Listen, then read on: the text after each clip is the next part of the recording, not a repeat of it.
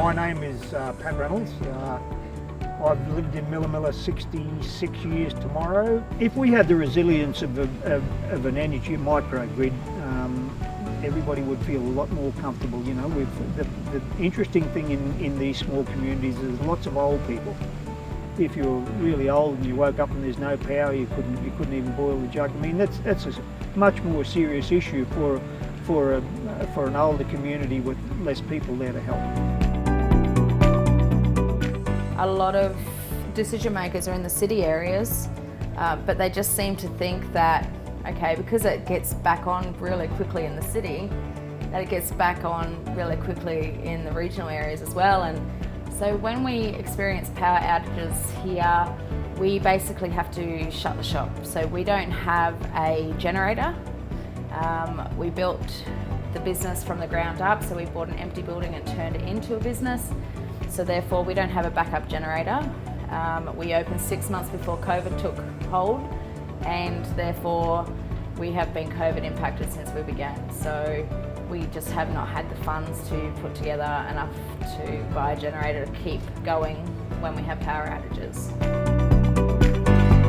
We were here for not quite 12 months when the Cyclone Larry appeared.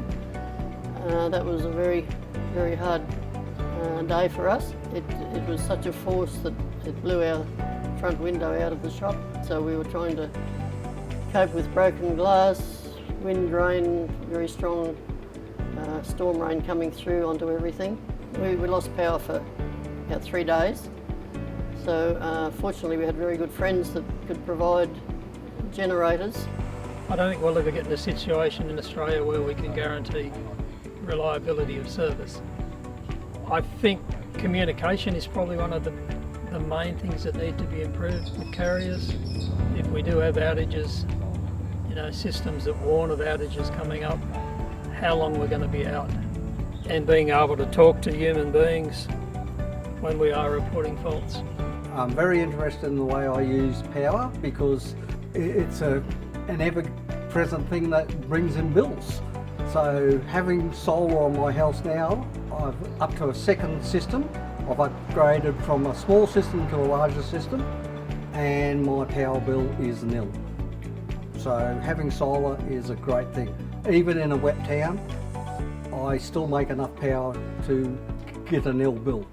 So we've been absolutely stoked to work with Energy Consumers Australia and to have ECA's involvement in this project, because getting all the ducks in a row to be technically feasible, economically feasible, regulatory feasible, socially acceptable is a really big task, and that requires a lot of people and it requires consumers. The strength of the community and the particular location meant that Millaa seems to be a perfect candidate for a microgrid that we can then potentially scale to other small towns across Far North Queensland.